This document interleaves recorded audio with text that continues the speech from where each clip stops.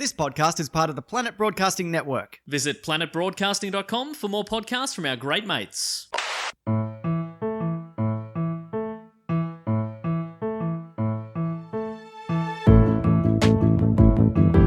Hello and welcome to another episode of Do Go On. My name is Dave Warnicky, and as always, I'm here with Jess Perkins and Matt Stewart. Hello, I'm Jess Perkins. Hi, I'm Matt Stewart. So good to be here, and we're not the only ones here, are we, Dave? No, because you're Jess, you're Matt, I'm Dave, and they are from Finding Desperado. Our guest this week, it's Cameron, James and Alexei Toliopoulos. Hello. Hello, and hello, Alexei. Hello, I'm Alexei. The other guy was Cameron. God, they're So thanks for pros. having us on your podcast. And I don't want to tell too many tales outside of school, but it was a real struggle to get started. It took about half an hour to figure out. So I really appreciate all the work you guys have put into this. And It takes half an hour every week. We've done this for 260 weeks. So add that up. That's like half our lives in the studio, unplugging and plugging in. Calling Evan. Well, at least it proves that you guys, you may be beautiful podcasters, but you're not freaking nerds, okay? Yeah. The tech side does not come naturally. No way. But I know how to dunk a basketball. That's right. Exactly. And Dunk finger a chicks. basketball on those nerds. Bloody hell. The two coolest things.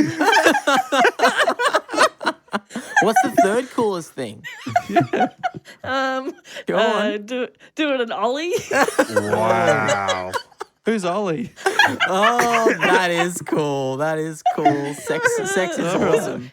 Apparently, I think. Cam, you probably don't know this, but Jess and Dave are virgins, and they often try and sort of fake it till they make it. But we try and- don't be fooled. We try and cover up a lot. No, I've done it. I have. Yeah, me too. You know? Well, Yeah. Yeah. Alexei and I are famously sluts, so this should make for an interesting combination on the podcast today. We have We so are much to known learn. as Lotharios around our city. Swordsman. Yes, we are known as the legendary pantsmen of the Australian podcasting industry. So watch out. We have got some interesting tales about our tails that sit on the front of our body. Oh no. Oh no. And off you to a best weird believe start. they're all extremely true. No, we can't ruin this podcast. We're both such fans of this show. We don't want to ruin it with smut and filth. Jess and I also have a podcast called Desperado, but it's about something completely different. You do make some of our favourite podcasts, but the one you've been working on lately, what's its deal? What a wonderful It's question. called Finding Desperado. Finding And Desperado. I've listened to the first episode 3 times because I was drinking, and I just could not remember what happened. I had to listen to it again, and then anyway, I don't know why I'm telling you that, but I remember enjoying it each time. Just don't remember any of the details. Well, Matt, we're so flattered. Thank you so much for listening to the podcast 3 times. Yeah, we specifically designed this series for sober listening. So, in fact, there's a warning at the start that says if you have any alcohol in your mouth, you have to spit it out before the podcast starts. It's not appropriate. We jam stuff in. We jam info in. We jam jokes in. We jam in references to Ray Romano. We're getting it all in there. That's what we really wanted to get the word out about Ray Romano. But the new series it's another true crime-esque podcast without a crime, and it is all true. And we are trying to track down the elusive, mysterious filmmaker Sidney Ling, who once held the Guinness World Record for world's youngest filmmaker of a feature film. But in our research, we begin to suspect that this film that won a Guinness World Record does not exist. There's no evidence that it exists anywhere on the internet. And that's when things start to get a little bit freaky and a touch deaky. We border on the deaky on this new series, and it's really exciting for that reason. And it's on the same feed as your first podcast in a similar vein. That's Finding was going finding to say Desperado. What was it? Drago. Drago. Very similar name. We picked a word that was similar, Yeah. so people would be like, "Oh, cool, must be It's a sequel." brand recognition. Yes, Yes. brand recognition. Exactly. So Extremely people, important. if people aren't aware of the new one, they may as well go back and start from the beginning. Because you could definitely listen to one and then bang out the second. And you'll be glad you did it this way because I listen to them both as they're coming out. And it's brutal waiting week to week for the next episode. I know. If you wait till they're all out and you can binge them, I'm very jealous of you. You know what? I think by the time this podcast comes out, they will all be out, so people can binge it. And they can binge drink after they've binged it. Do not do them at the same time. You've already No. seen how that does not lead to success. But feel free to get smashed afterwards. I think the main bit I remember is one of you said, and this made me laugh in bed, late at night, a bit drunk, and one of you said that Leonardo DiCaprio is your favourite Italian actor. Well, that was me, and that is a line that I stole from. I went on one of those Star tours in LA. You know where they're like, you get in a bus and they drive you around all the Hollywood homes. And the guy that was doing it was giving trivia for all the actors before he revealed their names. And he was like, this next guy, he lives with his mother. He's the most famous Italian actor in the world. Can anyone guess who it is? And everyone was like, Robert De Niro, like just yelling out Italian. Roberto Benigni, like yelling out all these names. Ray Romano. He lives across the road from his mother, but maybe they moved in. And then when he said Leonardo DiCaprio, I was with Naomi Higgins at the time, and we both lost our minds. Just like, what?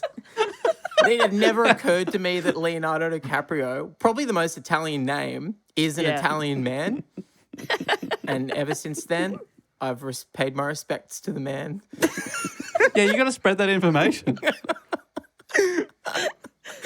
He's the best Italian actor in the biz. So it all came out of a Guinness World Record entry. Is that right? Yes. Both of us actually were quite obsessed with the Guinness Book of Records when we were kids.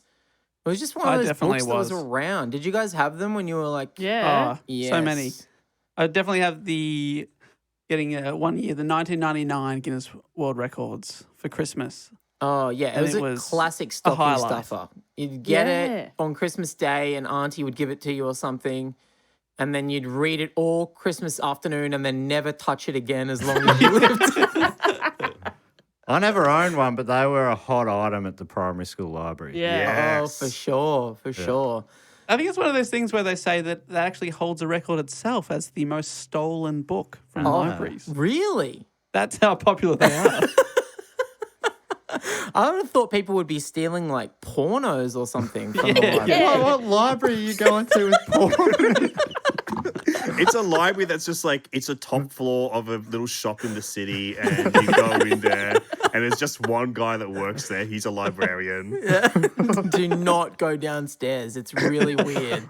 There's a lot I of actually weird know stuff down there. what the most stolen book from Australian libraries is. What is it? It is Looking for Alibrandi, my favorite book. Is that true? That's true. It's stolen from the most high school libraries. Yeah, I actually right. I stole my copy from my high school library as well. That's one of the reasons I know How many copies did you steal to get the numbers up? it. Just that one, babe. Didn't need my help. It did it on its own. You stole it and then you got Melina. Did you get Melina Marchetta to sign it for you? Yes, and Pierre Miranda. I got my Bible signed by Jesus and God. Do they still say like property of whatever primary Yes. school? Yeah, it was actually a little embarrassing that that's the one copy I had. So you said you called yourselves fans of this show, so you probably know how it works. But for new listeners, there's probably plenty who follow you guys around the podcast scene. They listen to every podcast you're on. So we might have a few new listeners who are here, big Lex and Cam fans. And for them, the way this show works is normally one of Jess, Dave and I does a report on a topic that we've researched that the other two don't know much about. But this week, Cam's come in and he's going to give us a report on a topic. I know what it is, but I don't think Dave or Jess do. No. So we normally, I don't know if you've organised a question, Cam, no stress if you haven't, but we normally get on a topic with a question about the topic. Okay, I have a question that will hopefully give a little bit of a clue as to what the topic is. What is the most stolen book from libraries that isn't looking for Alibrandi? Porn. Oh, damn it. I forgot it was porn. Now I've got to rewrite the review. Hang on. No. I am going to tell you what the answer is. The answer is, of course, the worldwide publishing phenomenon, Guinness Book of Records. Awesome. It's so funny because I thought you were going to do it about the beer, but this is cool too. This makes more sense, actually. Makes a lot more sense. More on brand, isn't it? Yeah. I'm so sorry. Did I accidentally give away the fact that started this in a... Whoops. Sorry about that. The most stolen thing. Sorry about that. I had no idea what you were going to talk about. I tried to throw you off the scent. I tried so hard to throw you off the scent, but, I ran out of Alibrandi facts very quickly. Yeah, we got the name of the book, the name of the author, and one of the actors from the film. Nothing else can be said about it, unfortunately. No, we're going to go deep on the Guinness Book of Records today, guys. I want to tell you everything about it because Alexei and I, obviously our new podcast is a little bit about that book and about a specific record from that book, but also we have very strong opinions about Guinness that we have not been allowed to put on our own podcasts. Have you been silenced by the big dogs? We have been silenced by not only Guinness, but tragically, the Australian Broadcasting Corporation have said that we are not allowed to be libelous or slanderous towards the Guinness organisation. But you're absolutely happy to bring that libel suit to our podcast. Yeah, I think it's Absolutely. fine. I think it's fine coming from you guys. This is indie. We can't do it from the government, from the gov. Yeah. But we can do it from an indie label like you guys. That's okay. I think we just cover our asses. I mean, I just did my ABC defamation training just the other day. So I think if we just say allegedly a lot, we're fine. Okay. Yeah. Allegedly. That's good. That's Well, good. Guinness can allegedly kiss my freaking ass.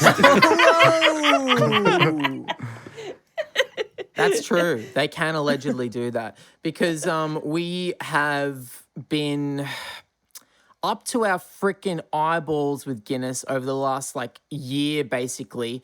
And I want to say that they have been a very allegedly very, very difficult organization to work with. It kind of all started because before we even started recording the podcast, we were reaching out to them to ask them about this specific record that we wanted information about. And I went legit first up. I went straight to the PR team and said, can you give us some information about this? I asked them a lot of specific questions and they just pretty much wrote back straight up, no, we do not give out any information because of data breach. We don't want to give out any of our data and all this kind of shit. Just absolute. Allegedly, they suck. Yeah, just absolute pish posh coming from these guys. So then we did a little bit of investigative journalism and we found the name of an adjudicator for Guinness because her name was in an article in the paper and I stalked her on social media. Allegedly, Cameron stalked them on social media. Good. I want to cover your side too, Cam. Yeah, and tried to get in touch with her on all platforms. She ignored them. But then a friend of ours in the biz tracked down her phone number. We called her and she was very polite over the phone. We're like, hey, we're podcasters. We're from the ABC. We're doing a podcast about a Guinness record. We know you're an adjudicator. We'd love to pick your brains a little bit. And she was very polite. And she was like, Very polite. I'm just in the middle of cooking dinner. I'll call you back after dinner. And can I just say, the call never came back. Hang on. This Was it even ladies dinner have- time? It's very, very confronting. So then a few days after that, the PR team reached out to us again. So obviously she's gone back and snitched to them and been like, look, these fucking nerds won't leave us alone. They've hassled me all over my social media and somehow got my phone number. And the PR team are like, we'll try and collaborate with you. So, give us any more questions, any way we can help, we will. We wrote down a very specific list of things we wanted and they wrote back again basically saying, no, we cannot. So that's when we realized that the only way to ensure contact with Guinness is if we apply for a Guinness World Record That way we'll have to talk to these freaking guys. We have to go in on the inside. And what was Yeah. the record we were going to apply for, Alexei? We were applying for me to be considered for world's youngest podcaster. And we looked it up. There's way younger podcasters out there. But they did not try to go for the record. Yeah, there's no record for it. So if you So go I'm in, setting the bar. I'm setting it. and it can immediately be beat by the 9-year-old that has a podcast in Canada or whatever. But if you start it, Exactly. You you give gotta be in it something to for win them to it. work towards. Exactly.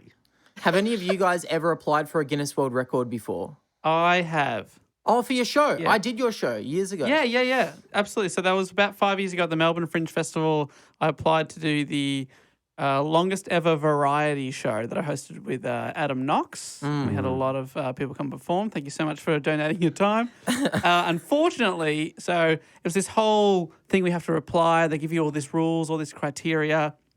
And we had the guys here from Stupid Old, Evan and Beck came out. They had to film everything so there was no break in the tape. You have to send them a massive file. I think it ended up going for nearly 13 hours or something. And there's all these rules like as MCs, we could only be on for 4 minutes or so. So you can't go up and just do an hour long. Yeah. You got to keep changing. And unfortunately, it takes so long to for them to assess the record. By the time we got the footage and everything over there, they said, "Oh, sorry, someone in New York just did it for 24 hours." Oh So my they God. just Probably beat it. Chris Gethard or someone like that who just snaked it from you. Yeah, it was allegedly they do suck. I remember doing your, it was during Melbourne Comedy Festival, I think. You had the world record show, and I went for most temporary tattooed man. And you went off And you you went bought- off into a little bathroom for about 45 minutes Yeah. throughout the whole show. Bring you on at the end, and you were just covered in these crappy little cheap tattoos that we'd supplied you. And it wasn't that impressive because you had like 100 sheets of these things, but they still only covered just my chest and back, I think. Nothing else. Yeah. So it wasn't I'll that try and- impressive. I'm sure I've got a photo somewhere. I'll post that this week of you. I think there's at least a couple on your face. Yeah, you're right. I think I've got that too. And from memory, oh no, maybe this is a tale out of school, but I heard, is it true that Greg Larson went for a record, first person to spontaneously, do you remember? Yeah, it was fastest time to get an erection without touching yourself and then playing Baker Street on saxophone.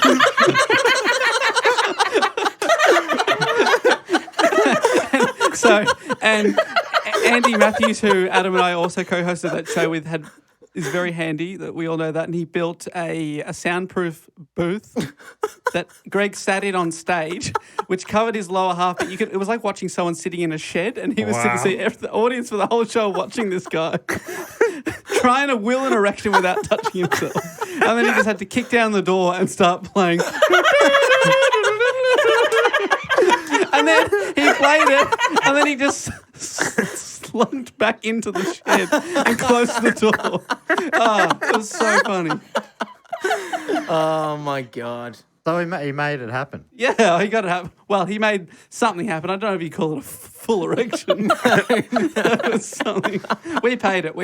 Everyone's a bloody critic. Yeah, Dave. jeez. Well, they're very you difficult try to it. deal with, Guinness. We did the same thing. We went through the application process, which takes forever, and you have to pay like £5 just to apply. And then they say to read your assessment, we'll get back to you within like 6 months or something. It's something absurd, like this long period of time. But then they go, or we'll get back to you in 9 business days if you pay this fast track fee, which is $1,000 non-refundable. Oh my God. So you can do that. Did the people at the ABC pay We this asked fee? them, flat out got a no. Flat out no for that. Come on. And we were I even curious. put in that first £5 and they still Yeah. didn't put in the rest. Yeah. Oh, yeah, it was $1,000 US or something too, wasn't it? It was something Yeah. free, so it was even more. And then even then, if you get fast tracked with that grant, non-refundable, they can still get back to you in 9 business days and say, we There don't actually think is your an- record's good. There's a 9-year-old kid that has a podcast in Canada, so Yeah. it's not going to happen for you, dude. Fucking insane. They're allegedly quite a racket. So we wanted to kind of give you a bit of a thorough history of those guys today, and hopefully that will give your listeners and our listeners, if they're listening to this, a full portrait of what this company is and what they stand for, and why they suck, allegedly. So that's kind of what we're going to do for you guys. Do they have nothing to do with the brewery? I'm so glad you asked, because that will be answered in my report. Okay, great. Oh, Right. fantastic. And you get halfway through and you just say, nothing to do with the beer. But don't spoil Pure it coincidence. I'm looking forward to this. I really know nothing about them. now. I No, don't me think. either. But you do like the beer. Yeah, it's okay. Okay. Allegedly, it's an okay beer. No, it's right. I like stout, but I don't know. It's very full. It's just such a full. It's a It's a meal. full-on beer. It's a It's a meal. It's a beer. meal. And I like it on occasion, but I prefer nearly all other stouts. glad we got that on the record. Because if That's going to offend some of the Irish listeners probably. Someone had a go at me once. I posted a photo drinking a stout in a glass, and he commented, if someone served a stout in that glass in Ireland, they would be killed. Wow. maybe during the Troubles, but I don't know if I don't know if Jesus, anymore. what's going on? Yeah. They prefer it wrapped up in some pastry and cooked in the oven, eat it like a pie. Dave Warnicky style. Yeah, I'd have that. The best thing about Guinness is a Guinness beef and Guinness pie. Oh yeah. Oh yeah, Absolutely. It's a great cooking ingredient, no doubt. So we've got two of your opinions on Guinness, the beverage. Yes, what's yours? On the beverage? Yeah. It's fine. Great.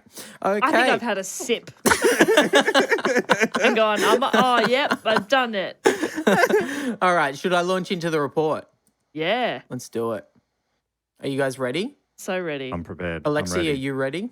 I am. I actually have been waiting quite some time for you to start reading, Cameron. Okay, here we go.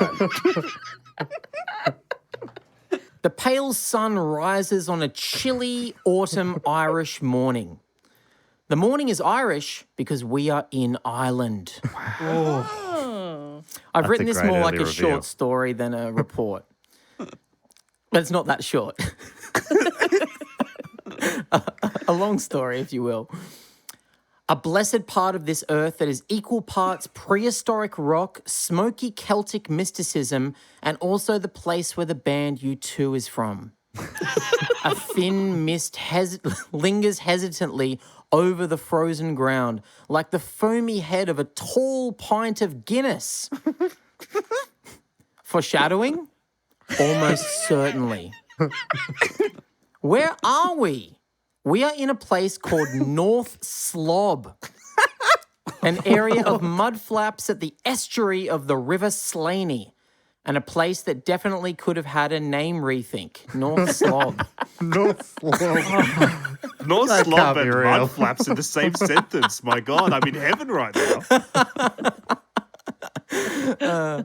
But the more important question is not where, but when are we? We are on the 10th of November, 1951. 6 years after WW2, 5 years before Elvis Presley first swiveled those hips on Ed Sullivan. All in all, a time when music and culture officially sucked ass. The Irish morning silence is broken by a solitary gunshot. Pew! Got the silence Was that around. good? That's great. That was pretty good. Thank you. Thank That you. was pretty good. Well done. A flutter of wings take off from the reeds in panic.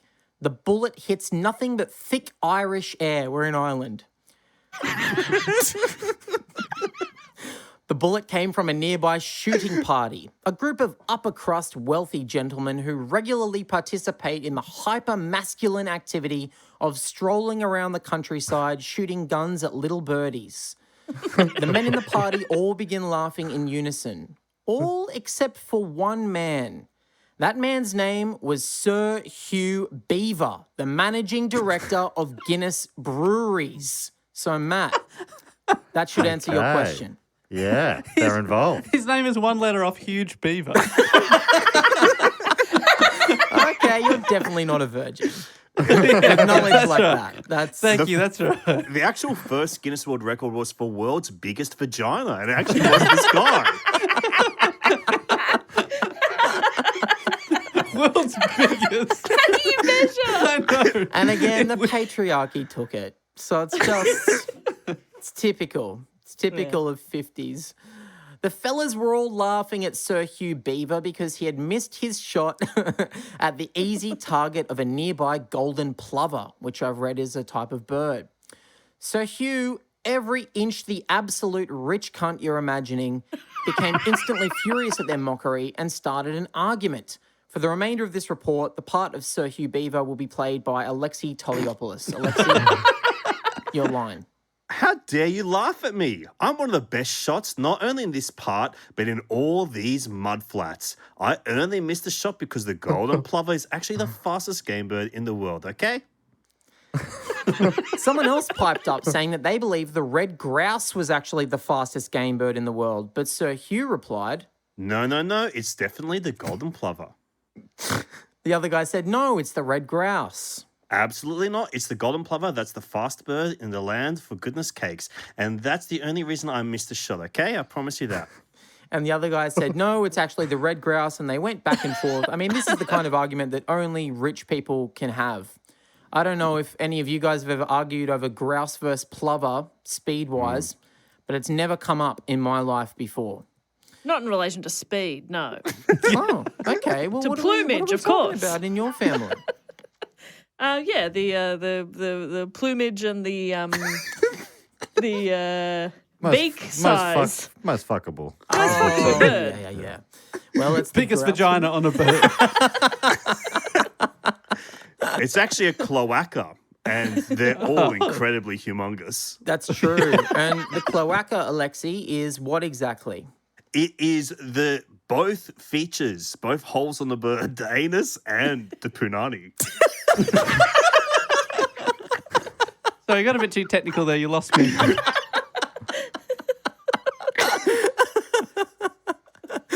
Oh, my God. So they're arguing. Refusing to back down, Sir Hugh dragged the entire shooting party back to the nearby Castlebridge Manor and insisted they spend the afternoon looking up reference books and ornithological texts in the vast library in order to prove once and for all which bird was the fastest. Imagine if you were at this party. What an absolute piece of shit this guy is. Completely railroading the whole afternoon. Like, no, back to the library. Well, Lexi would be sitting there with like the reference book, but inside it looking for Ella Brandy's right. Oh, wow. We were Wow. looking for Ella Brandy, but we found a friend. They didn't find an answer, but Sir Hugh Beaver found an idea that would become a worldwide publishing phenomenon, which is a phrase that I've already said and is also a phrase that the Guinness World Records website says over and over again, like 5 or 6 times on every page. They refer to themselves as a worldwide publishing phenomenon. So Hugh Beaver exclaimed, Eureka! I have an idea for a reference book that will feature all the answers to questions that people argue about over dinner, at the pub, or while shooting little birds and their friends. This will be an encyclopedia, but for facts and trivia. It will be a book of records. yes.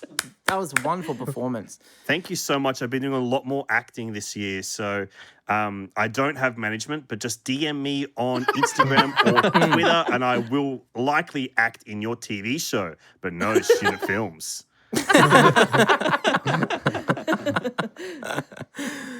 So Hugh knew instantly that he was onto a once-in-a-lifetime stroke of genius idea. This sort of thing didn't exist. There was no Trivial Pursuit. There was no Ripley's Believe It or Not starring Dean Cain. There's no way that this wouldn't be a hit.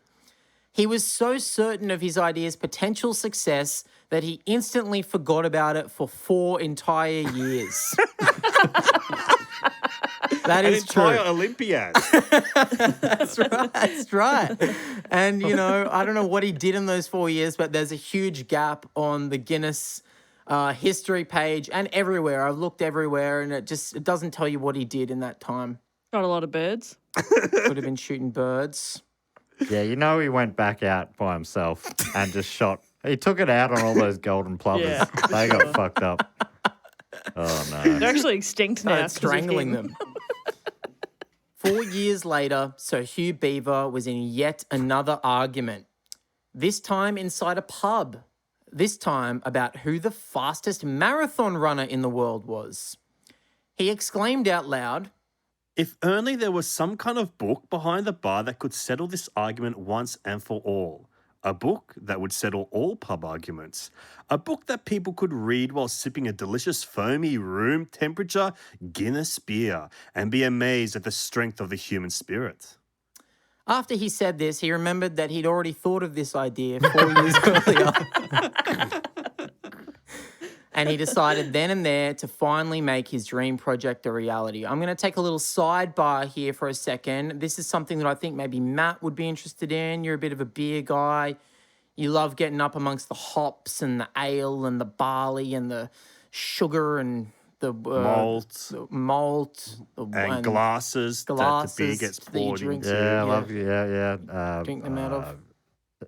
Pouring out of a Out tap. of a tap, but not a tap like in the toilet. Like it's a No, different kind of tap. No. Yeah, like a beer tap. Yeah. You It's love that different. sort of stuff. I love that. Some of that stuff. Yeah. Now, I don't know if you know this, but Guinness, as a beer company back in the olden days, they didn't have their own venues or pubs or anything like that. Did you know that, Matt? I didn't know that. Well, maybe you should have Been read taught an absolute lesson today. Maybe you won't run your mouth so much next time. About Guinness. They did not. They didn't own any pubs or licensed venues at all. So whereas other beers at the time, they could sell their own product in their own pubs, Guinness relied exclusively on advertising to try and get people to drink their disgusting, thick, dark goop that they call a beer. They had a lot of crazy advertising back in the day. They had a toucan drinking a beer. Imagine that. That's pretty fun. Yeah, I guess There's it all, is pretty you still see all their old ads around for some reason. Yeah, I've seen that one. My Guinness, my goodness. Yep, or that's one of vice them. versa. Yeah. That's You one of see it the- around in like people's house, like my parents' sort of friends' age houses. They all have these kind of things. I'm Yeah. probably extrapolating from one person I saw one time. You see them around at Mark's house all the time. If you're ever in the downstairs room, I mean, to that generation, it's the height of wit to have a little Guinness slogan up there. They think it's extremely funny.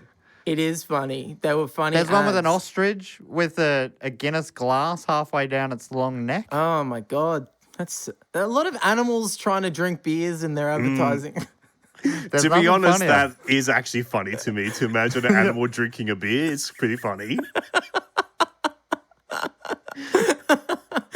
Their most famous ad at the time was a giant billboard with a drawing of a pint glass on it that was empty and a slogan in all caps that said, "Guinness is good for you." And I just love back then when you could just say whatever the fuck you wanted in an ad and people were like, okay. Like, 9 out of 10 doctors agree. That sort of. like all the smoking old was ads for healthy back then. cigarettes and shit. I Yeah. love it. Yeah, amazing. They'd have actual doctors on TV saying smoking will, and they'll say it in their doctors' labs or whatever. They'd say to people, if you're pregnant, you want to go menthol. That sort of stuff. Give that baby a little cool breeze down south with a menthol cigarette. Sir Hugh Beaver thought if he could put a book of pub trivia with the Guinness logo on the front cover in every pub, it would be free advertising and they might even make a couple of bucks from drunk idiots who'd buy the book. He knew that he'd finally come up with the greatest idea of his life, an idea that could eventually become a worldwide publishing phenomenon. He was so determined this time that he only forgot about it for one more year. Again, there's another gap here on I don't know what happened in that year. Not a full Olympiad, so I don't know what he did. Commonwealth game? Yeah, they do those every year, I reckon. It was on. Okay, let's skip ahead. We're skipping ahead a year now. So Cam, there's another universe where the Guinness World Record book was called Beaver's Big Book of Facts or something. He must have thought about going it for himself. Beaver's Big Book of Facts. And it's just him making up shit that he believes. It's all just.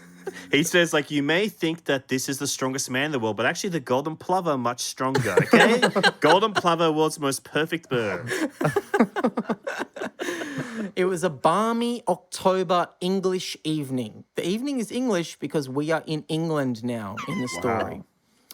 So we've moved locations for those of you who can't keep up. I'm a little lost, Cam. We're in England. Okay. And Play it's London balmy. Calling or something like that so we know where we are. So a note to your producer, chuck in London Calling here or maybe some Burt Bacharach or something. Yeah. So Hugh Beaver was at a dinner party where he had a chance encounter with not one, but two experts on facts, figures, and records who could be the perfect people to help him bring his dream book to life. These two men were Norris and Ross McWhirter, two twins and nerds from England, the McWhirter twins. The McWhirters were nationally known sports journalists in the United Kingdom. They were sort of the Ray Barone of their time. Ray Barone is a character that Ray Romano plays in Everybody Loves Raymond. Alexei Toliopoulos now is going to give us a little bit of a backstory on Ray Barone. Thank you, Alexei. Born October 9th, 1958, Raymond Albert, or Ray Barone, is the titular and main character of Everybody Loves Raymond, and the show thus focuses with centrality on Ray. He's the husband of Deborah, the brother of Robert, the father of Ali, Michael, and Jeffrey, who are twins like the McWhirter brothers. And he's also the obedient son of Frank and Marie Barone. He appears in in 210 episodes of Everybody Loves Raymond and one episode of The Nanny, where he plays a former high school colleague of Fran Drescher. Do you want me to do one on The Nanny as well? Yeah, for context, what's The Nanny? The Nanny is a show starring and created by Fran Drescher. It takes place in Queens for a few minutes of the first episode. Then from there, she's taken from her work as a bridal shop and leaves Flushing and then becomes a nanny at the Sheffield residence. The Sheffield is a family that is one dad, 3 kids, a butler, and a friend of the family that works at the house as well, called Cece. There is no mum. I think she's dead. Okay, thank you. Thank you. So yeah, the McWhirter twins are kind of like that. The McWhirters... I get it now. Yeah, they're sort of like Ray Barone. Everybody loves these guys. Yeah, everybody loves them around England at the time. The book could have been called McWhirter Beaver's Big Book of Facts. Yeah, this is like, it feels like a lost opportunity. Oh, come on. The McWhirters were known for their previously published sports trivia book, their photographic memories, their knowledge of all world history, and much later for their conservative politics, which would tragically lead to one of the twins being assassinated by the IRA. But don't worry, I won't get into that part of the story. So Hugh Beaver invited the McWhirters to his stately manor for a luncheon. The table is set with silver tankards of piping hot Guinness beer and oceans of sherry. They're boiling. They bring it to the boil and then they pour it into a silver tankard. Delicious. I'm genuinely craving a Guinness right now. I don't know if it's your descriptions or what, or just knowing how much they've fucked you guys over recently. Better put the kettle on. Put a kettle of Guinness on. Thick, juicy steaks are served with mountains of mashed potatoes, gravy, onions, and fresh beans. This was only 2 months after the end of rationing in the UK, so the McWhirters are eating like kings for the first time in their lives, probably. I mean, these are humble sports journalists. They don't normally eat stuff like this. So Hugh Beaver, however, only eats a single apple during this luncheon. Instead, he watches these two twins gorge themselves on his sumptuous feast.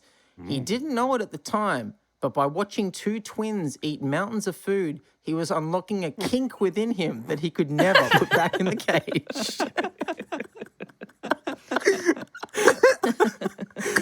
Cam, do you think? I mean, I've taken creative license with that. I don't know. He did apparently only eat an apple during their lunch, but in Do you my think that was a mind- power move?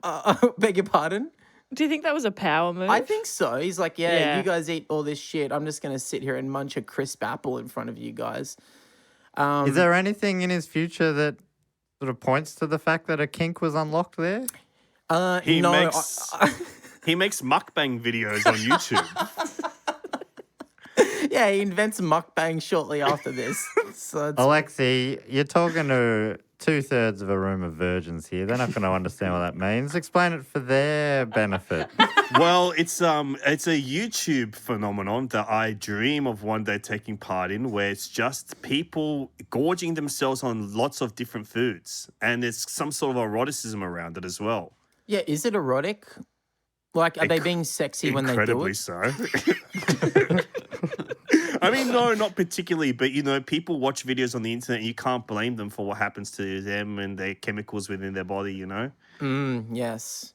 I mean, if Greg Larson can conjure an erection to sheer willpower, then Lord knows what a fella could do with a mukbang video. Okay. Before the twins have even had a chance to digest their first few bites of delicious Angus beef, Sir Hugh Beaver begins launching questions at them, and much to both of their surprise, they answer them all correctly. Alexei is going to play Sir Hugh Beaver and both of the McWhirter twins for this moment. Okay, I'm going to try two different voices for these. Okay. So this is Mr. Beaver asking the questions in the voice that I've already given to this character. Who gave the longest filibuster? Wayne Morse, April 24th, 1953, 22 hours and 26 minutes. And who spent the most time squatting a flagpole? Bill Penfold, 51 days, 20 hours. Good job. I think that was really good acting. And if anyone is listening, please DM Alexei on Instagram. Or Twitter. Or Twitter. I will act in TV shows. I will not do any student or short films. How about feature films? I would do a feature if it has a budget, but if it's just a couple of mates pointing a camera at me for 1.5 hours while I eat mukbang style, I will not do it. Have you guys done? And I don't think you have. You should do an episode on Flagpole Sitting. That was the record that Alexei just said there as the McWhirters. Did you know that was an actual trend in the 20s? It was like it became popular for people to climb up flagpoles and just sit on the top of them and see how long they could last. And was the record there 50 days? Yeah, one guy got 51 days and 20 hours. The previous record before that was 13 hours. He smashed him. That's embarrassing. Wow. There was a song in the 90s, I reckon, Yeah. called Flagpole. Harvey Danger. Is it Harvey Danger? Yeah, And it that's was all. I Harvey didn't know Danger. didn't realize that what that was referencing. Yeah, the popular trend. Flagpole sitting. How shit did the 20s sound? We have come across that a lot in this show where we'll talk about something happened in the old days and the whole town turns out for it. Whatever it is. Yeah. It's like some kid has been lost for a couple of days, he's found. The whole town turns out there's fire twirlers and stuff like that. Wow. They wait like 6 days in the snow to see a train go by for 8 seconds. Oh my God. There were triplets or whatever the 5 version of triplets is, and yeah, people came from around the world to see him. Sorry, Just can you ask the 5 version of triplets? Is that what you said? Yeah. So is that 15 or? No, you got single kids, you got double normal. kids. Triple kids, yeah, And normal, twins. double. I or prefer twins, double yeah. kids. Double kids, then you got triples. Yeah. Then you got quadrupeds, and then you got the 5 version of triplets. Yeah. Actually, now that you've said it, I realize I don't even know what the word is for the 5 version of triplets. Is it It's quintuplet. Quintuplets? Wow. That's- One of my yeah, favorite I mean, that's- directors. a bit clunky? The twins were unfazed by this grilling and successfully answer every single question.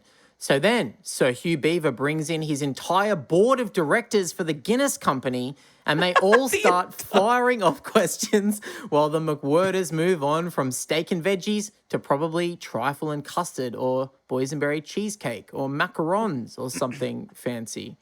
So that's... So were they waiting in the wings to come out? Yeah, they must have been in another room.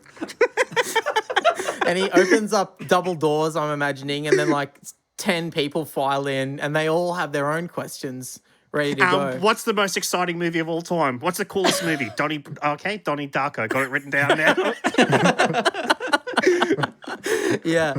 But Norris and Ross McWhirter didn't miss a beat and got every answer correct. After the last sloppy scraps of jam, cream, and scones were gone, so I'm making up what they ate.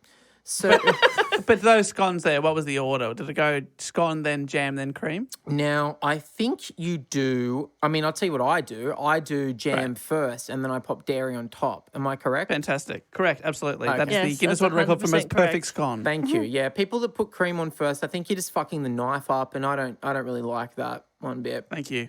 Yeah. Well, it's probably a cream quality issue, Cam. So Yeah, that's yeah. probably what's Oh, do you happening. do cream first, Get a Matt? thicker, get a thicker cream.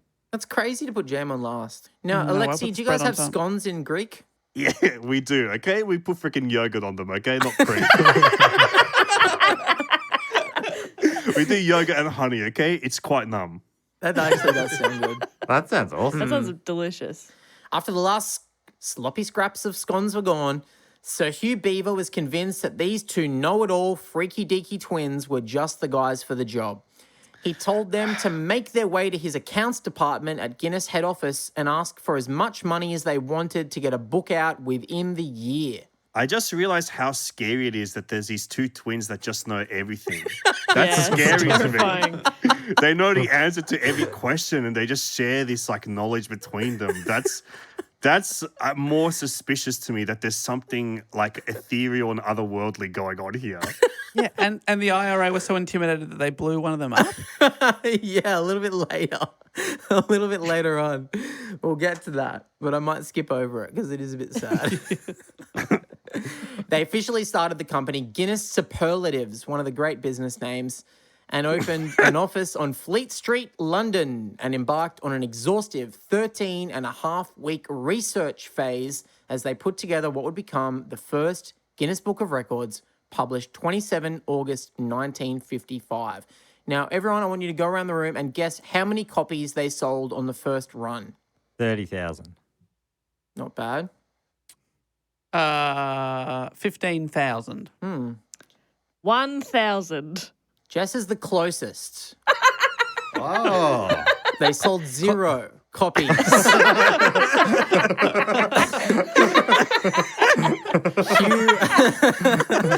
Hugh World's least Beaver had a successful. canny idea that he would give every copy away to all the pubs in the UK. At the time, there was 82,000 pubs in the UK, which you'd like. Matt, you're a beer guy. It's right up your alley. My whole personality. Then they reached out to bookstores and asked if they would like to stock it. Bookstores were suspicious of this strange little trivia book at first. Like, this kind of thing didn't exist at the time. In fact, one retailer, W.H. Smith's, predicted that it would be a disaster and only ordered 6 copies of the book for the entire United Kingdom.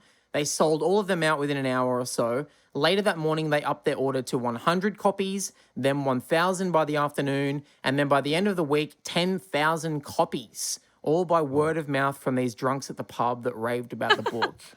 Wow. Their second run, they sold 70,000 copies. They reprinted 3 more editions that year, and by December, they were at the top of the British bestsellers list with 187,000 copies sold, not including the 82,000 that were given away at the start of the year. The Guinness Book of Records was officially a publishing phenomenon. I can say it now. Wow. Yeah. And again, I just want to reiterate, that's not like a statement on how good the work of the McWhirters and Beaver were. It's more just like how shit culture was in 1955 that a trivia book blew up. The team settled into a rhythm of 1 edition of the book per year, released around October to coincide with Christmas shopping.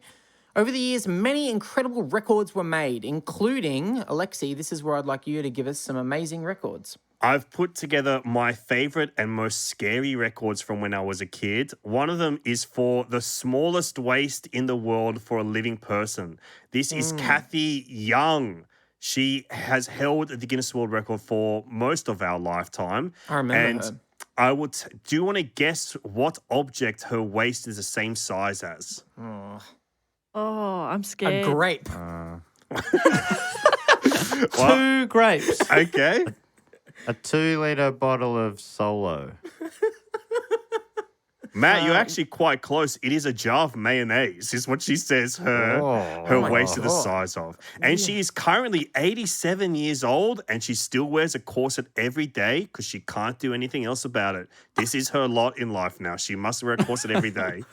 Right. So it's so she corsets herself to the size of a jar. Into the size of a jar of mayonnaise. So she has got a normal sized chest area, an extremely tiny waist area that has been corseted down, and then she has a regular size underneath that area as well. The cloaca of the female form. To be said anything. So her rib cage and everything would have just slowly changed how it was because of the corset. Jesus Christ. That's what corsets do. I don't think I understood that. Yeah. They're made to make you actually change permanently your shape. Well, if you wear them that often and that tight with that purpose, I'm sure that's what happens. Holy but moly. if you just chuck it on to do a little burlesque number here or there, probably won't do too much. But you can find out more about her on her website, kathyyoung.com. But check it out soon because she uses Adobe Flash Player, which goes out of business very soon. And then we've also got the Ramos Gomez family, and they are known as the largest hairy family. And Yeah, I remember these guys. these are a Mexican family that have the entirety of their family of 19 people that span 5 generations all suffer a rare condition called congenital generalized hypertrichiosis, which means they are hairy everywhere, including the face and the torso, including the ladies. The women are described as being covered with a light to medium coat of hair, while the men of the family have thick hair, approximately 98% of their body, apart from their hands and feet. Right. Yuck. Just imagine that. That's what you're known as. We're the hairiest family in the world. Well, I'm getting that, they applied to have this. Yeah, that's right? right. They're not. It's not like they're telling Guinness to fuck off. And Guinness like, no, people must know. Guinness turned up on their doorstep with a certificate.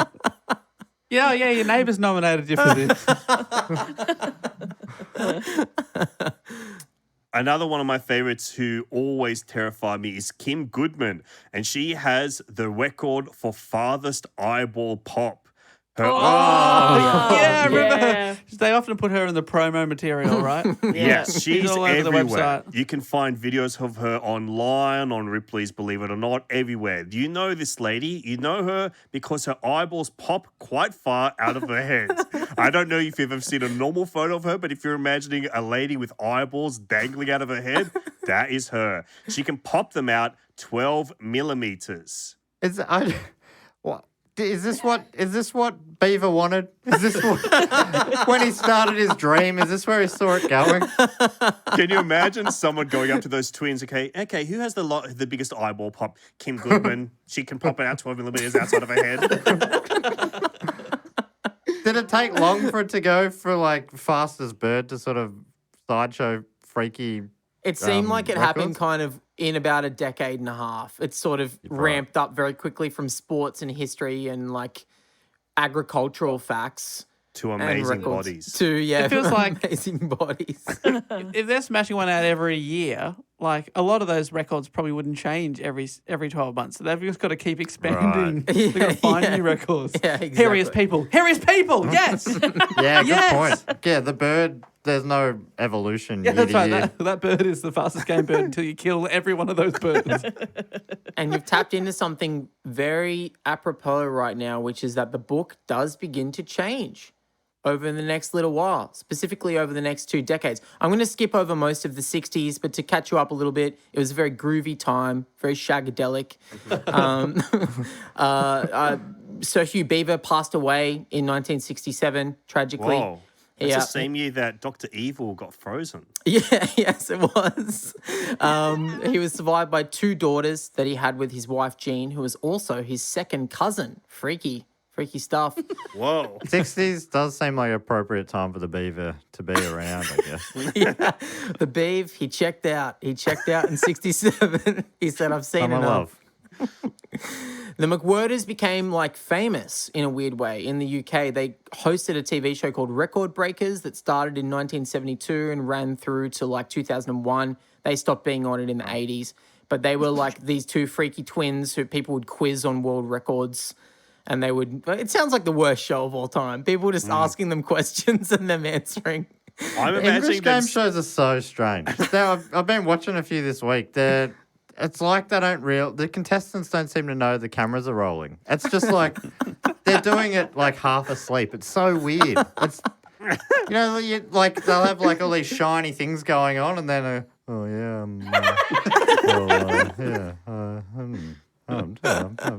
People weren't camera ready in the 70s and 80s. They didn't know. But now they're all stars. And then, like I mentioned, one of them was assassinated by the IRA, but I don't really want to talk about it. I mean, you've brought it up 3 times now. Sounds like you do want to talk about it. It's okay if you want to talk about it, I Ken. refuse to talk about it. It's incredibly fascinating, but it is also incredibly sad. Anyway, Because that's what I said. Do they have, like, you said political opinions? It's not because they were on this quiz show where people were annoyed at them or something. no, people weren't like, we need to stop these know-it-all twins. They know too much. No, they became political conservatives, and anyway, it doesn't matter. But Was that was an IRA type accent there, Cam? Are they pirates? No, I just kind of tried to pick generic, different accent to me, and then it's sort of, I don't know what it ended up as. It sounded like Captain Barbosa or something. Yeah, it was Arr, definitely yes, high seas. We need to kill the McWhirters. You best start believing in fairy tales. You're in the Guinness World Records. Let's skip ahead a little bit. Slick rain falls on a soupy grey English morning. Wow. The morning is English because we are still in England for this part of the story. London calling from the underground. Just so everyone knows. Yeah. You can replace that with like the actual track when you guys edit this. But more important than where are we is when are we?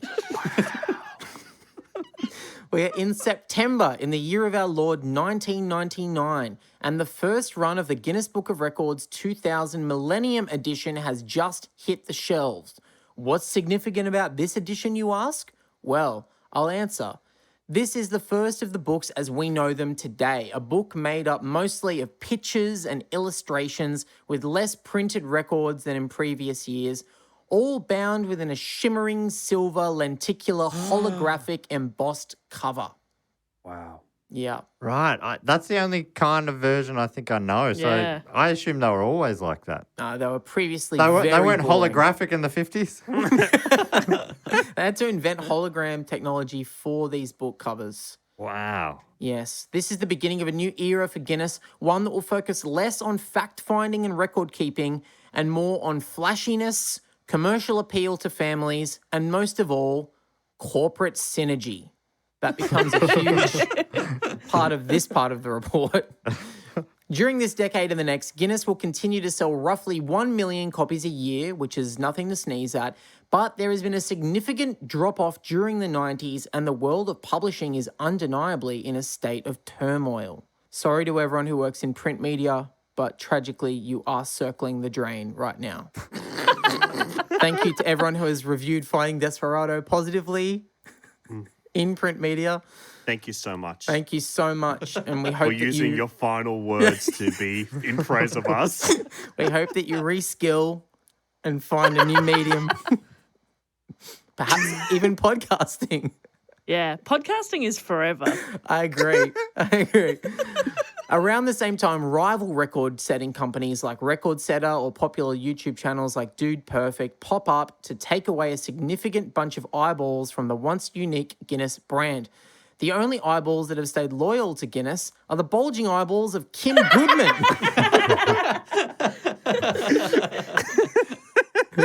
Who we've heard about earlier. I actually found out that she discovered her popping eyeball talent one day when she was hit over the head. And then her eyeballs popped out much further than usual. And ever since then, she could pop them out on her own Further free than will. usual. Further than usual. You know when you get hit upside the head and your eyeballs slightly pop out? Hers did it further than usual that time. During the 2000s, Guinness makes a deliberate move to change the business model, a move that shifts away from celebrating the achievements of everyday human beings like us and towards highlighting the incredible feats of big companies like Yahoo, Intel, United Biscuits, Red Bull, Nissan, Richard Branson, DHL, Pepsi, Subway, and Sony. Finally, we didn't have to hear about the triumph of the human spirit, and we could watch multi-million-dollar corporations get their moment in the sun for once. Thank you, Guinness. General Mills gets the record for the world's longest line of tacos, for example. United Biscuits gets the record for the longest game of dominoes. Yahoo did the world's longest yodel. And Bill Gates got a world record, that son of a bitch, for... Actually, his is pretty good. It's for the world's largest donation to AIDS research, which is weird. I mean, it's good that he did it, but it's weird to get a world record for that, don't you? Yeah. He definitely did it for the record. He asked, what's the current record? I'll beat that by $1. It was an obscene amount of money, but, you know, good on you, Bill. But, you know, you don't need to be in the book for that. The way the business shifted is like this now. So a company, say Red Bull, will hire Guinness to consult with them on conceiving a new world record that they can create and then break for publicity. The team from Guinness will work together with the Red Bull team and they'll come up with something like the Red Bull Stratosphere Jump or something, with an extreme athlete attempting to become the first person to break the sound barrier in free fall. They'll train for that. They'll publicize it. Guinness will send an official adjudicator, probably like the one that we tried to contact and stalked online. And if you DM me about acting, I will give you her personal details. I still have Yeah, we her will records. pass them on. In fact, I saw a photo. Anyway, it doesn't matter. So she'll show up, and so will the press. Red Bull will break the previously non-existent world record because they made it up and receive lots of media attention for their brand, all with the help of and legitimacy of Guinness's prestige being attached to it. Guinness will do this for multiple companies every year, a service that Guinness has valued at $330,000 per record. Oh. So So this is why you can't get hold of them. yeah, we don't have $330,000. Your £5 isn't quite going to cut it, is it? Yeah, so it seems like even that $1,000, that's chump change to Guinness. They're happy to take it because it means nothing to them. Guinness World Records has stopped being a worldwide publishing phenomenon and has effectively become an advertising firm, seamlessly mingling content with marketing. But that is not all. This is a little bit of info that I've actually pilfered from John Oliver, the comedian, and I guess he's kind of an investigative journalist like Alexei and I as well. Yeah, kind of, you know. But, Yeah, he's funny, but we're exciting when we do stuff like this as well, so... Yeah. Are you jealous of John Oliver?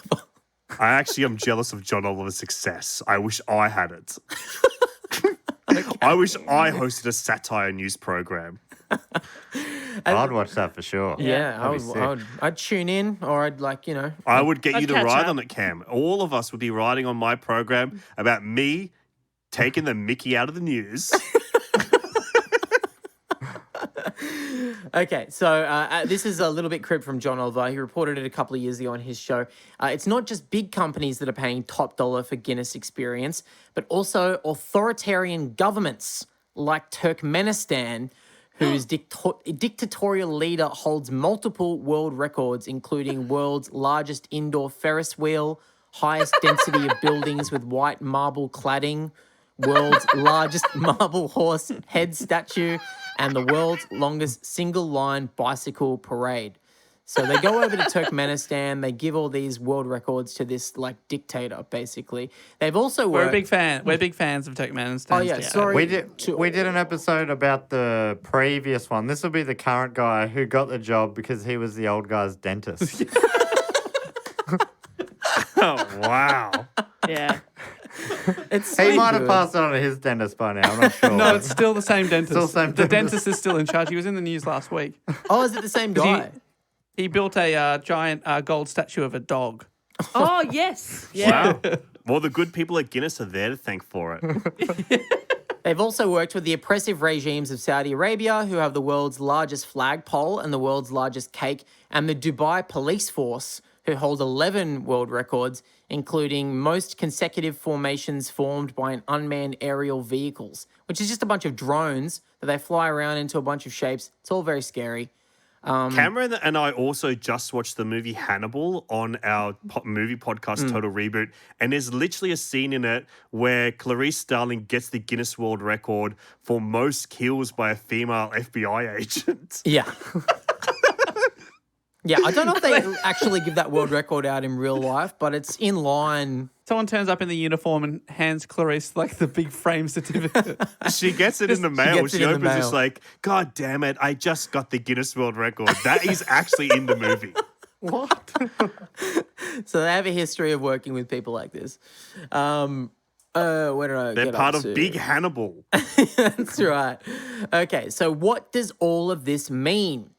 Now, look, Alexei and I are just humble comedians, but we are also critically acclaimed investigative journalists for the Australian Broadcasting Corporation.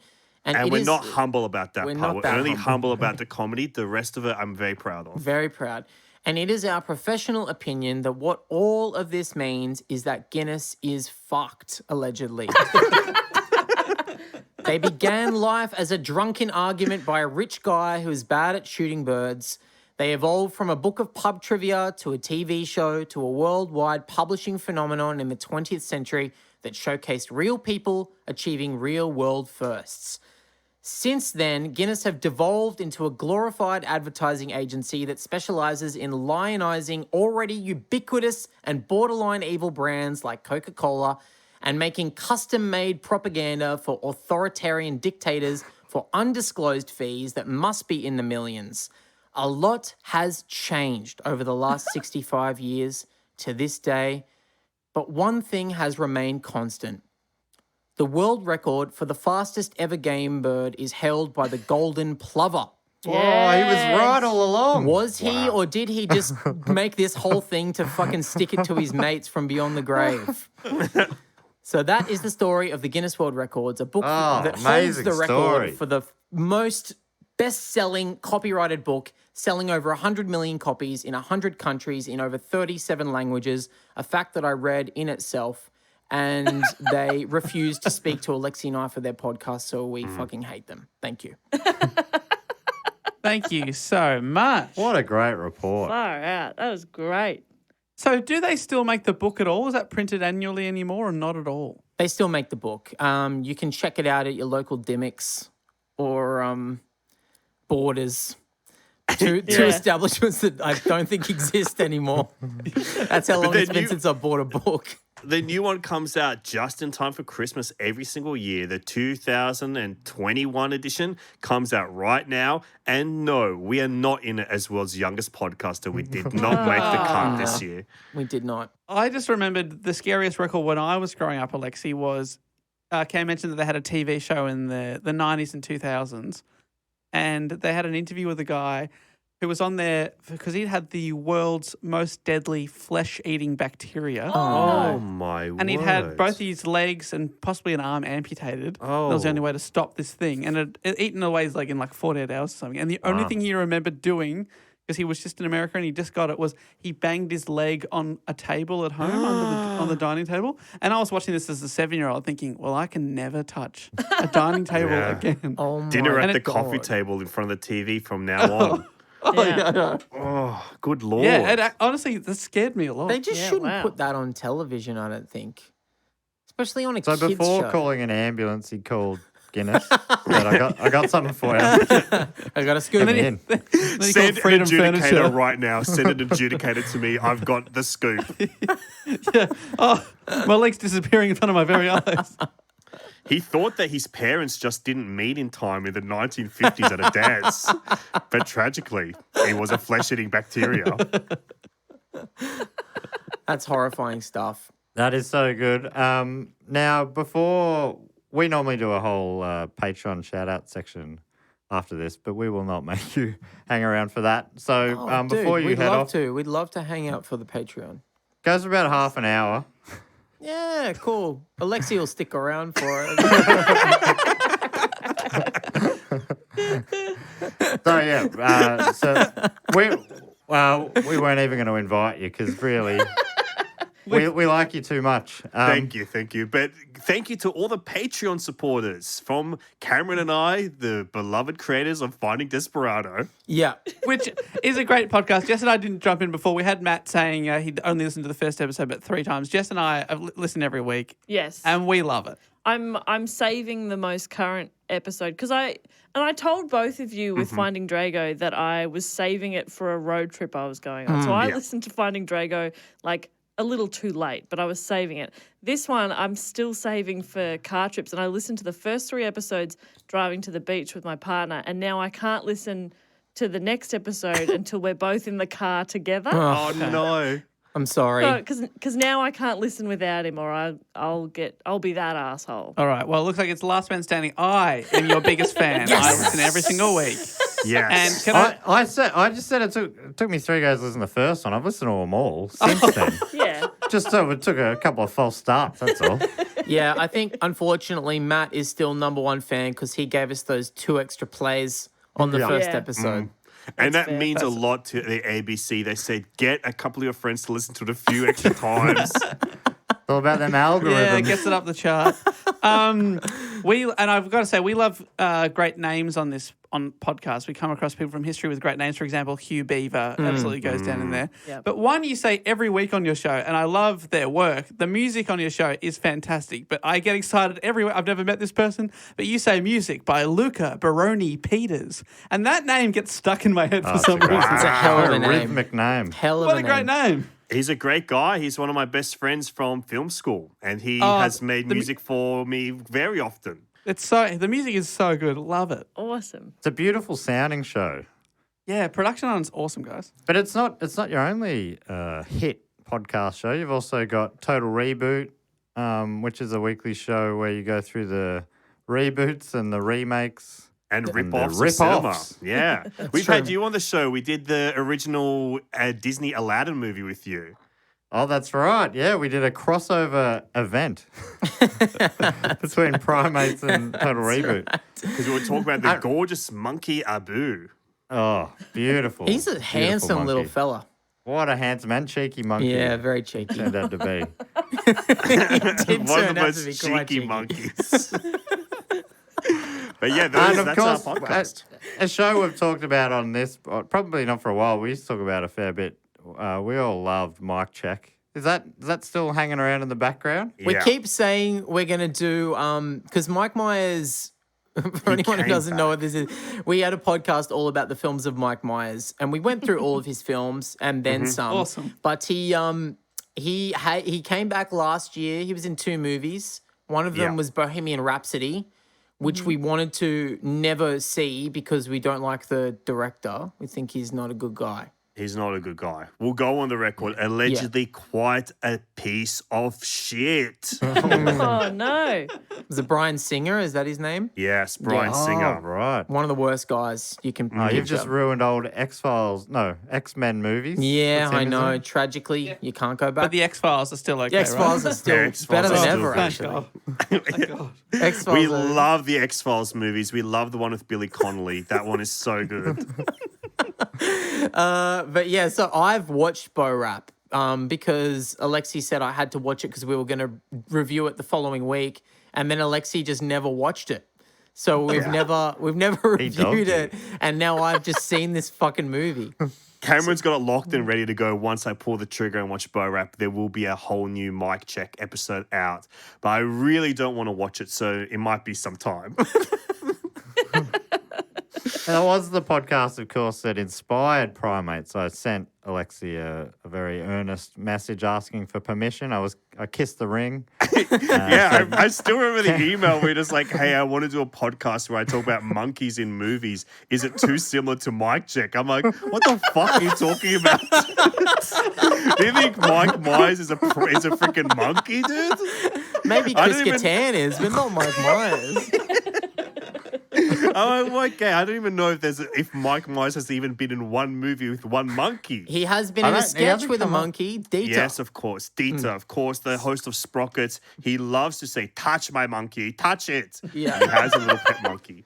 Oh, well, maybe there's a future Primates episode there. But I think it was because I just directly was inspired by your show that I thought, in my head, I knew I was ripping you off, even if it's not that clear from the outside. So I felt guilty about it. I felt guilty even having the idea. I needed to get your permission. Well, we absolve you of your guilt. You may begin that podcast that you asked about. And we wish you all the best on your podcasting journey. Thank you so much. Thanks so much for joining us. It has been an absolute pleasure. Thanks for having us. We Thank love you the so show. much. I listen to this show when I'm driving the car. So I'm There you much go. like Jess Perkins. Yes, I've always said that. Yes, but I never drive to the beach. Only to Because the in live in- shops. Sydney, because it's you- just a stone throw away. We walk, Yeah, to, drive. Don't need. Yeah. we walk to Bondi Beach every single day, and we absolutely love it, folks. And we surf with all the other Aussies, and we love it here. Can't wait to check out Melbourne next time. I was even thinking of going up to Brisbane.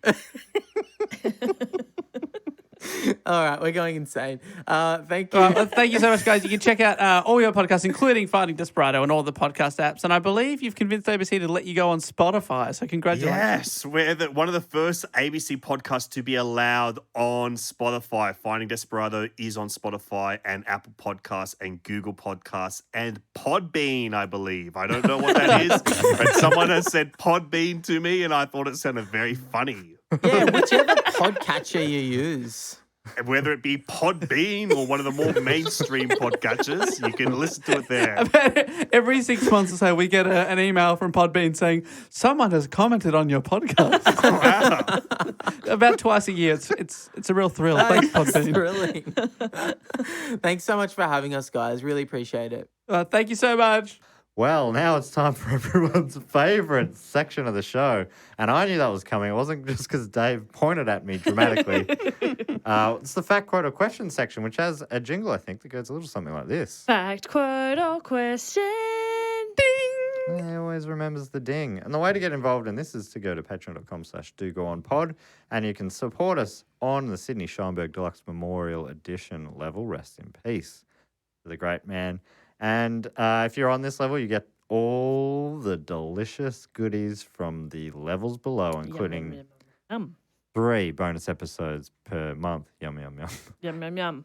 You get a newsletter every week written by Jess and with bits written by me and Dave. We'll lap it up. You get Facebook group access. You get voting rights. You get other things. Once a year, we'll send out a Christmas card. Those have already been sent. But get in for next year. Yeah, you got to That's get right. in now for next year. Thankfully, Christmas, it keeps coming. Thank God it does. I love Krishmish. No, you do. You love it. Love it so much. But let's get into the facts, the quotes, and the questions. This is what you get if you are on the Sydney Scheinberg level. You get to give us a fact, a quote, or a question. You also get to give yourself a title. Firstly, this week, we have Siraj, who has given himself the title of Chief Sorter, Do Go On, Hate Mail, and Complaints Department.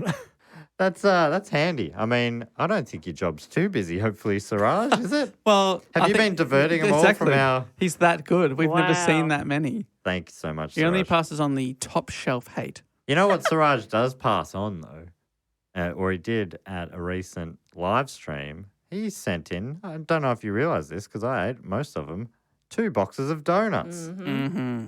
Oh, yeah, I enjoyed those. Thank you so much, Siraj. One of them I took home and cut open later, and I didn't know what was going to be inside. And it was like a cheesecake. What? Whoa. Filling. Cheesecake inside a donut. Yeah, That's crazy. it was crazy good. Yeah.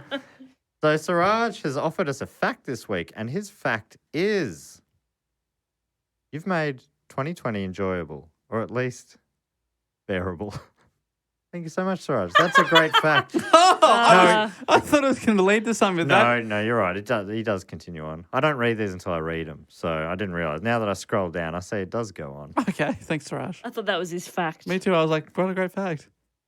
Just wanted to say thanks to all of you for always being a bright spot in the week or day for those of us catching up on back catalogues and helping us get through this monstrosity, even more so than Matt's scones of a year.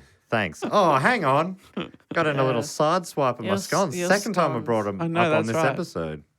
Wow. I wasn't going to touch it because when he talks scones, I'm like, Here we go. I'm not. I know he probably does them wrong, but I'm not gonna bring it up. If you're assuming people are doing it wrong, if the majority are doing it wrong, are they doing it right? Wow. Most people do it wrong. Oh, you're gonna. Oh, sorry, Dave. You're telling me what the number one song this week is the best song. Yes, the in world? popular vote. Okay. Pack mentality. I'm all Exactly. about it. Thank What do you you. guys think? Yeah. That's me. all I the time. disagree. No, no. Oh, yeah, you would, you contrarian prick. Yeah, you contrarian prick. I mean, I Yeah, genuinely, good one. genuinely do like the cream on first, and then the little dollop of jam. I feel like it changes up the texture, but I don't mind switching around every time. It does make it taste a little bit different somehow. I don't understand how. It's Maybe just, because it's not soggy from the cream soaking in. Yeah, look, Matt, look, it's what not kind as of cream fun. Are you using? What kind of cream? Are you using milk? Are you using a That's creamy not from cream. Vermont? Yeah, I'm just putting milk on it and it gets all soggy. No, cream shouldn't make it soggy. Well, well. Thicken your cream. Should be thicker than plaster. Gotta be. It should be. It should be Should it quite. be thin. solid? Yeah. Ideally, it'd be quite solid. Land a plane on it. Yeah. So I used to say when I worked as a barista. Sully could anyway. Skinny milk really froths better than full cream milk. So if you're making a baby chino, for example, Oh, yeah. you're going to use some skinny milk there. And what you do is then you froth it, you bang it on the table, let it sit for a second, then you go land a plane on that, and everyone around you laughs. That's great. How many times do you use that? Oh, it's 4 times a day. Look, I didn't know that you worked as a barista. There you go. So Yeah. you know your way around a coffee machine really well then. Because for me, as a non-coffee drinker and non-coffee maker, I look at that thing in awe. Yeah, It looks really hard. I mean, it was a long time ago and for a short period of time. So I don't think I can't do like cool latte art. You know what I mean? Mm. But Well, I can that's the make a most coffee. important part, Yeah, the isn't most it? important part is that it looks good. Hey, you drink with your eyes. You do the way I do it. I don't know a lot about coffee art, but I know what I like. Delicious coffee. Pouring it in my eyes. Oh, yeah. Oh, God, it hurts so good. Come on, baby. Thank you so much, Siraj. That was very nice. What a nice fact. Jeez, I Yeah. love Siraj. I was, Siraj is so nice. I was blushing. You still are. It's embarrassing. Is it too much to say that I'm in love with Oh Siraj? yeah, that's too much. Okay. Well, I won't say it. Yeah, just, don't just say double that. check. Just double checking first. There's a line and you would have crossed it, but you didn't. Oh, thank Yeah. God. Thank that was God. a very close call. Glad I clarified. The next one comes from Sophie Shooter. She has corrected me on this. I always said shooter, and it's not that.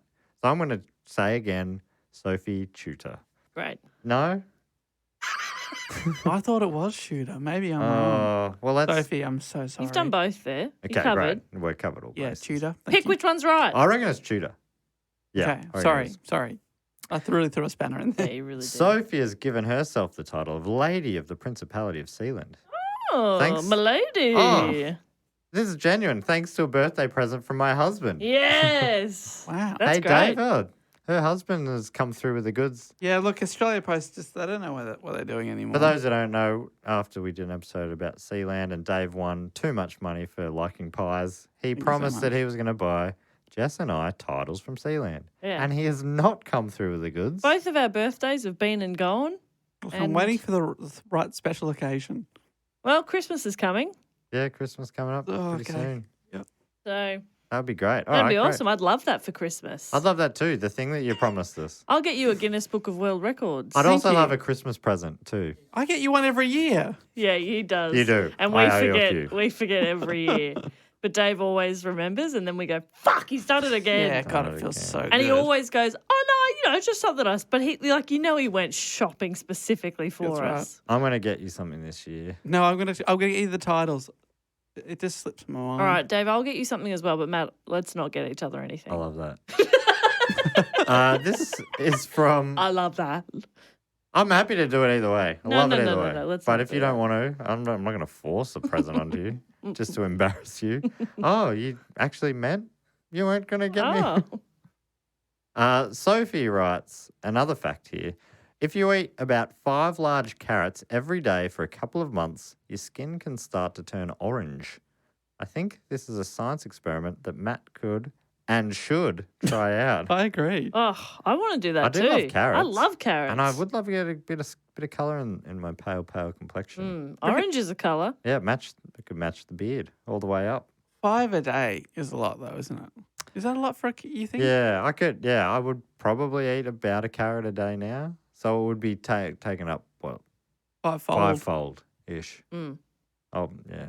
I mean, I have to check the maths there, but I think that's about right. I don't think it's every day, but there'd definitely be days where I might have 3 carrots. How are you eating them? As sticks? Yeah, I'll have like carrots and like some hummus as a little snack, That's a good and then combo. there might be a carrot in my dinner. You know, Okay. so I could Someone get up to 3. put a carrot in my dinner. Waiter, there's a carrot in my dinner. Carrot. Thank you so much, Sophie. Great fact. And yeah, if there's a carrot producer out there who wants to sponsor me, I will eat 5 of your product a day. Absolutely. I don't know how long I have to do it for. 2 months. And does it go away again? Because I don't know if I want to be permanent. Yeah, there. go away. Sure that reset, yeah. Thank you so much, Sophie. This next one comes from Rob DeMan. He's put in brackets, Damon or Dumman if you're feeling silly. Well, I am. I am Rob. And Rob's given himself the title of Director of Getting Down and Being Proud. All right. Okay. Live your best life. Rob writes, this is a fact. Quick, Jess, call Dave a dickhead. Pause. I bet Dave did not see that coming. Wait, quick, Jess. Well, you didn't give me a chance. So say sorry. it again. Quick, Jess, call Dave a dickhead. Dave, you're a dickhead. What? I bet he did not see that coming. I fucked it up by not. It actually says pause, and I didn't pause. Yeah, you read pause Oh. though. Yeah. It's because when I listen to music with a pause, and Yeah. I'll say pause. Yeah, you My- love saying pause. One of my favourite things to hear in the distance is Matt go, pause. Oh, The In Excess episode of Listen Now, Sam and I both did it at the same point. I'm like, oh, maybe it's a family thing. That's beautiful. It's a beautiful In Excess pause, and we both went pause. it's a beautiful moment. A beautiful moment. Rob I did- continues. Oh, he continues. Sorry, I did not see that coming. I don't know if you quite get it, but he writes, I live in Minnesota. Big fan of the show. Found you guys through the weekly Planet Pod. Hey, shout out to those guys. Love Meso and James. I was listening to an old book cheat just this week that had yes. James on it. And I'm like, how good is that guy at podcasting? He's so good. As is Claire, who is also on. Oh, were we talking Sherlock Holmes or Ernest Talking Hemingway? Sherlock Holmes. Yes. Because I've just listened to the audio book of Stephen Fry telling that story. And Oh, now I'm yes. getting you to recap it. Because you were talking about it, and I said, "Oh, I've done that on the show." Yeah, The something in Scarlet. Study. Study in Scarlet. And then I, because I had been, and I still am listening to Sherlock as I'm going to sleep each night. And that night I'm like, I'll listen to Dave. And I'd listened to half the episode. I'm like, I'm further away from sleep than when I began. This is too motherfucking stimulating. I had to turn it off and put some boring old Stephen Fry back on. that's the power of Mr. Sunday movies Yeah. and Claire Tonti. Anyway, I digress. Rob continues. I work in construction and I'm in a very loud environment all day and have been binging your pod for the last couple of months. So thanks. Keep up the good work, Dave. Keep laughing, Jess, and keep showing up, Matt. Oh no, I was the Oh punchline. no. Did you not see that? I did not see that coming. Works in construction. Is that not what Tony Soprano used to say? Just saying. Oh, hello. Wow. Wow. Wow is all I will say. Wow. Oh, he says, update on your column. I mean, we haven't got to a fact yet, I don't think. I mean, there's probably plenty of facts in here. It's a fact that he got to us through the Weekly Planet, Yep, etc. that's a But fact. Great fact. update on your collar murder episode. Brian Wells was not in on the robbery. There's a doco on Netflix now. It's pretty heartbreaking. Yes, right. That Netflix series. I never watched it. Did you guys watch it? Yeah, I watched it. The Collarbone Heist was the episode. Was that we me? did. Did I do that report? No. No, I did. You did the report. Was it not? Oh, no, the documentary came out after. Yeah. Not long after. Yeah, right.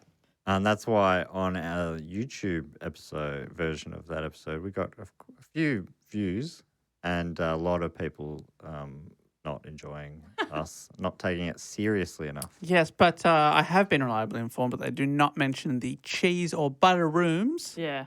in It's the like, Netflix what's- show, and I just think that's poor journalism. That is What the poor fuck is the journalism. point? Just if you're going to tell a story, tell all of the story. Exactly right.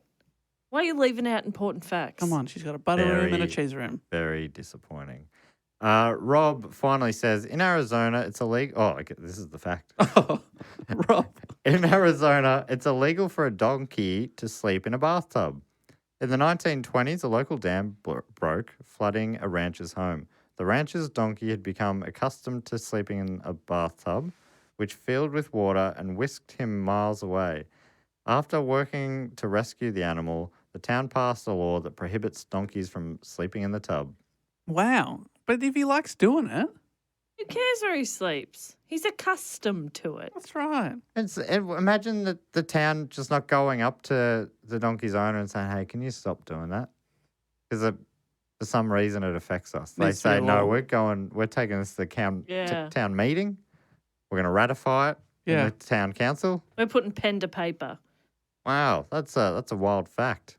I love, I don't know if you know this about me, but I love getting in that bathtub. I'm a bit of an ass, if you know what I mean.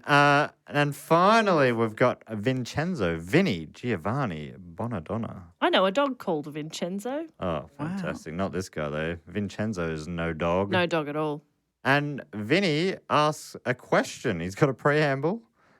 Since it's almost Thanksgiving when I'm writing this, has it passed It's Thanksgiving? past now. By the time this comes out, yes. When I'm writing this, I would like to say I'm thankful for two things that exist in my life. 1, voice acting /work. 2, watch Mojo top 10 videos. Following on from that, I don't understand what that means. Does that make sense to you guys? Or are they just genuine things he's thankful for? Yeah, I think that was just me like a countdown series on YouTube that I think that they're a fan of. Gotcha.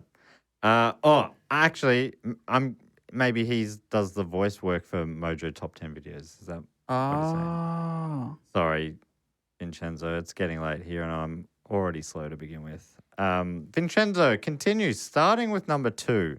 I don't really care for Watch Mojo videos anymore. Okay, maybe I was wrong there. But I found Mr. Sunday Movies through them, and that brought me to Planet Broadcasting and a plethora of great podcasts.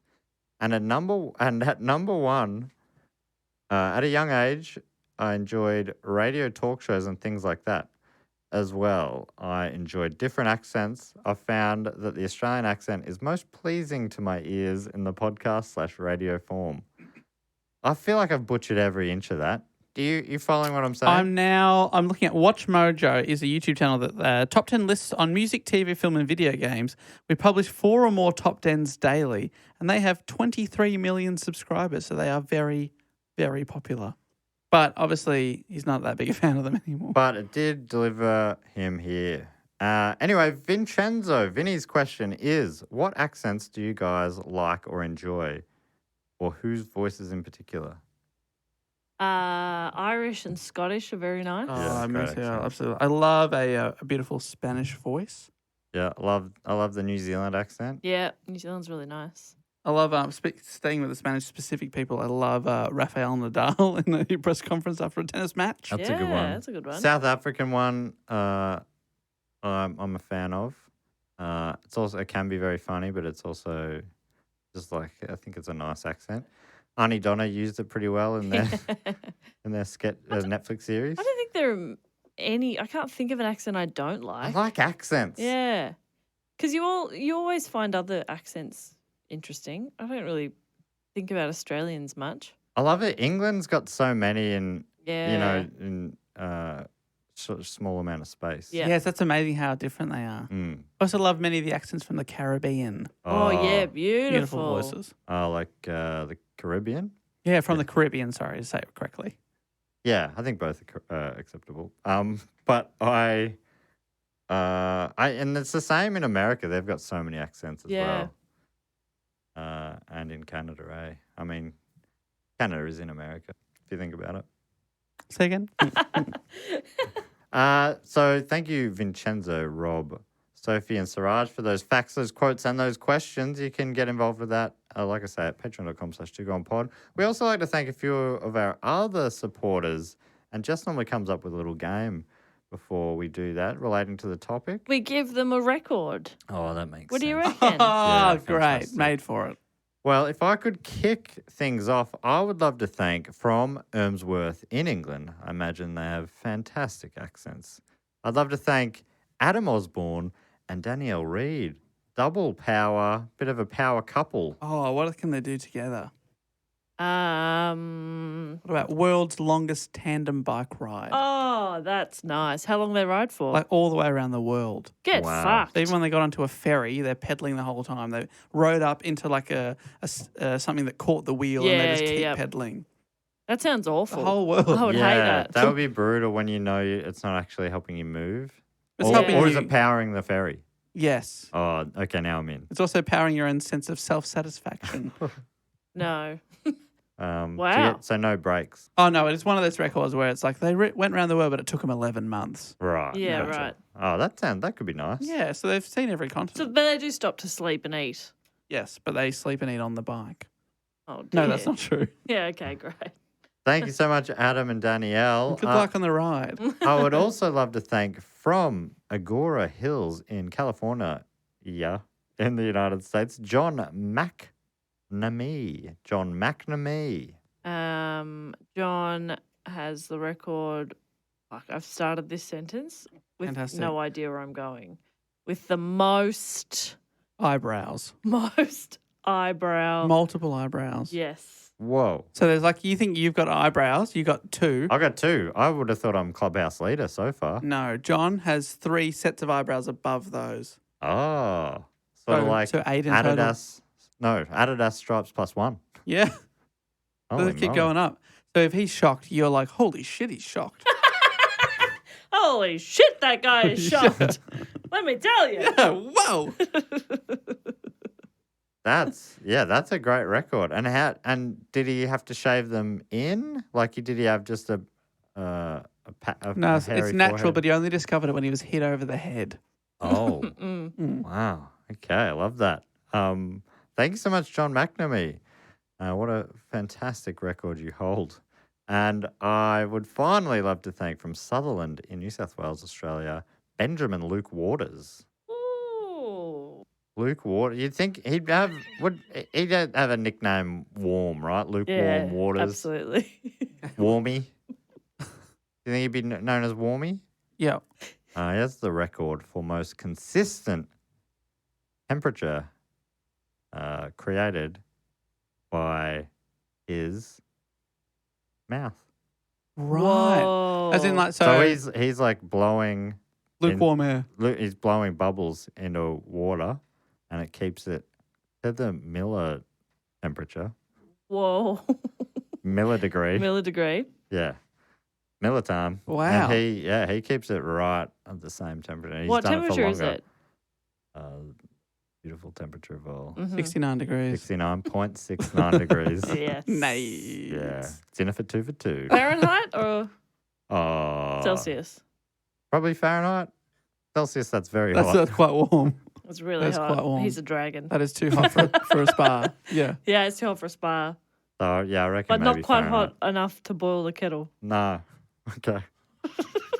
You really are a barista. Yeah, I know. I know what I know temperature about kettles. shit boils at. It feels like we're running out of puff. It's quite late at night. Come on, all right, let's keep this going. I would like to thank now.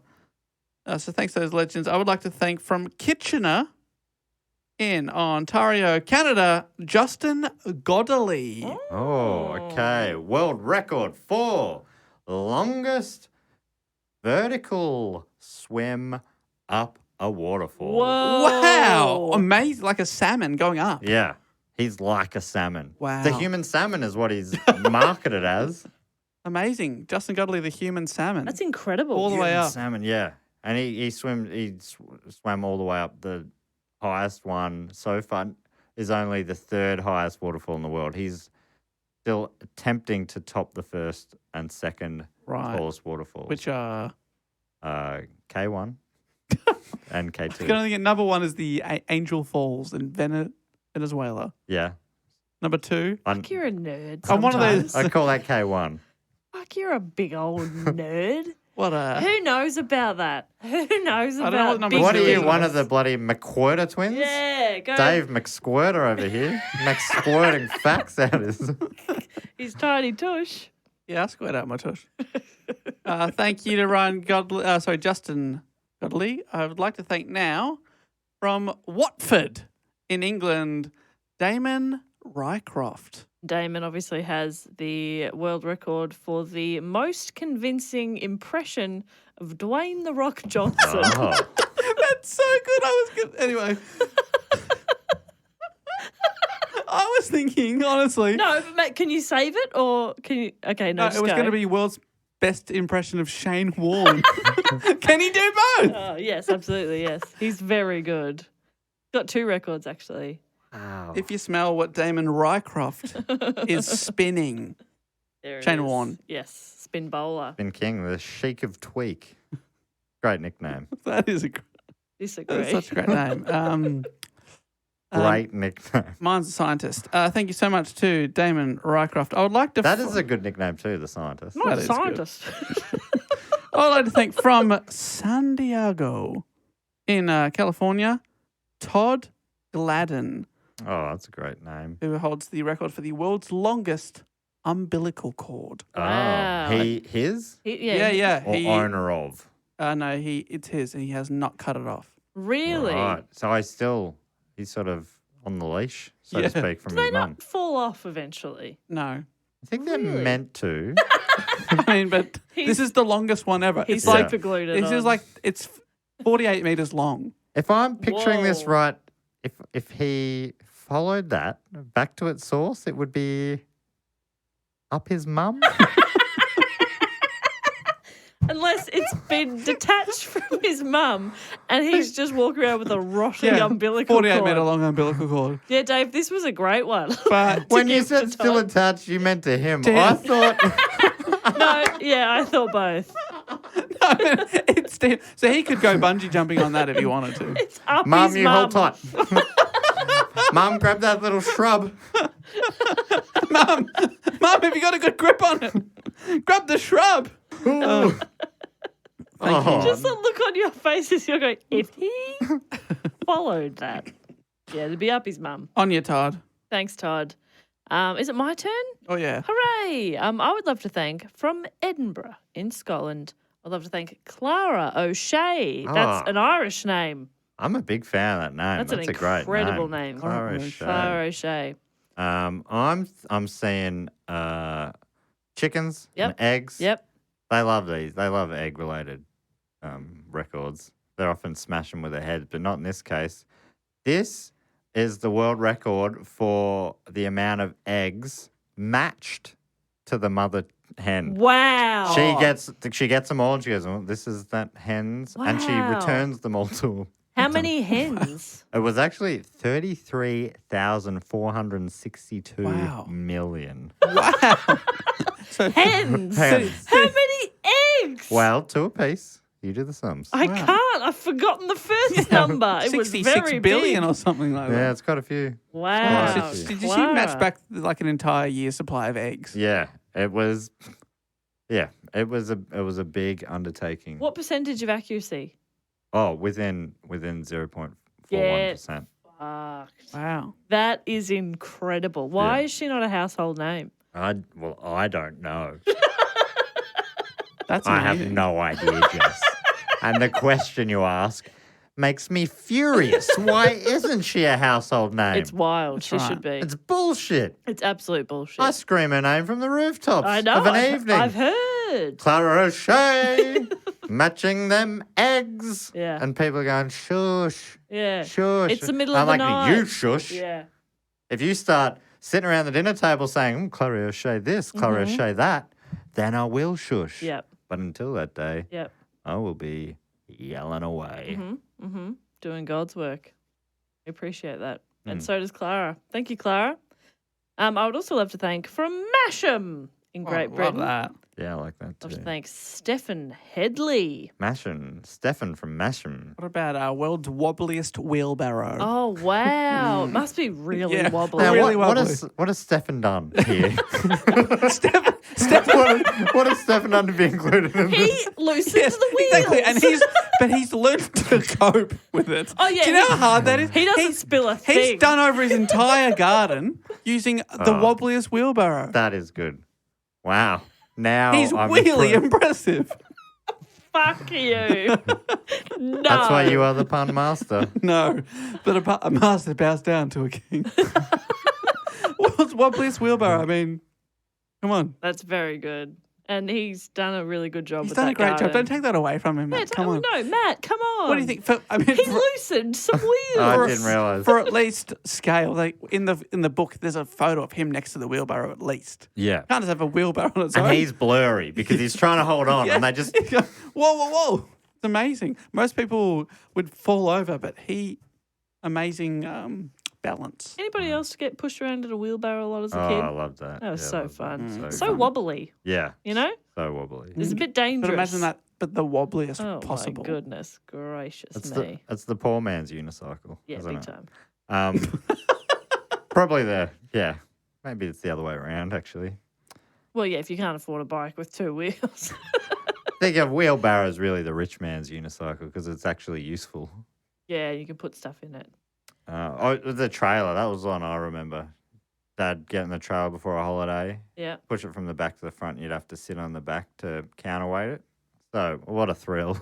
That's fun. That 20-meter ride. Whee! Oh, man, I felt like, the world was full of possibilities for that 5 to 10 seconds. Anything's possible. Anything. I'm free. You're like, Dad, take your time. Do a loop. if you like. Oh, my God, Dad, please do a loop. Thank you for giving us that opportunity to go down memory lane, Stefan, with your wobbly wheelbarrow. World's the wobbliest wheelbarrow. It's also wheelbarrow. really fun to say. And finally, from a little closer to home in Murrumbina here in Victoria, I'd love to thank David Ceres. Might be Oh. Ceres, Ceres, probably. Murrumbina, where Tism played their first ever concert. Is that where Duncan McKinnon Reserve is? I think it is. Dave, you know all Similar- sorts of bullshit. Similar kind of area, I think, yeah. Yeah, it's in Is there. it Duncan McKinnon? Really? Yeah. That's funny. What about record holder for world's most value got at an all-you-can-eat buffet? Oh. So Wow. he skipped the bread rolls. Yeah. Oh no. He went for only value density. So Yeah. he went in for the lobsters. Yeah, Lobsters, seafood, steak. prawns, steak, a very expensive Truffles. soup, French onion soup. Yeah, very expensive soup. Bottle of champagne. It's a very fancy Yes. buffet. The gold ring. Lobber bob. Lobber bob. Gold ring lobber bob. Did not fill up on bread. No way. Certainly no bread. No pizza. No very chippies. little carbs at all. No bottomless soft drink. Basically none of the good stuff. Yeah, all the delicious stuff. Garlic bread. But within 3 plates, they'd gotten like $700 worth of food. that's great work. Yeah, all right, Right. that's good. Pretty good stuff. Very impressive, yeah. Well done. Where is this buffet with lobsters and... Pizza Hut. Okay. Pizza Hut Murrumbina. Oh, wow. Wow. Have you been out there? It's a hidden gem. Yeah. I don't think Melbourne still had a dine-in pizza, but Murrumbina. I mean, if everyone knew about it, they'd be out of business. Right. They are giving away gold-plated lobsters in their all-you-can-eat buffet. It is really bad for And business. their business idea is not to tell people about it so they don't lose too much money. That's smart business. Yeah. That's It's a word of mouth kind of. Exactly. It's If cool. you know, you know. Exactly. It's like a speakeasy. You gotta know the code word. You got to it. The get code in. word is I know Dougie. Dougie, what a guy. The guy from the Australian Pizza Hut ads in the 90s and early 2000s. Remember one time he asked for a tip and the guy said, work hard and be good to your mother. And that was a Brilliant. big hit ad. Big hit ad. I'm like, that's not what he meant, mate. He meant money. He wanted cash money. Can I have extra money, please? All right. Well, that brings us to the last bit of business we do, thanking our brilliant Patreon supporters. If it wasn't for our supporters, this show would not exist, so we can't thank you enough. These next people are being inducted into the Triptych Club. I'm standing at the door.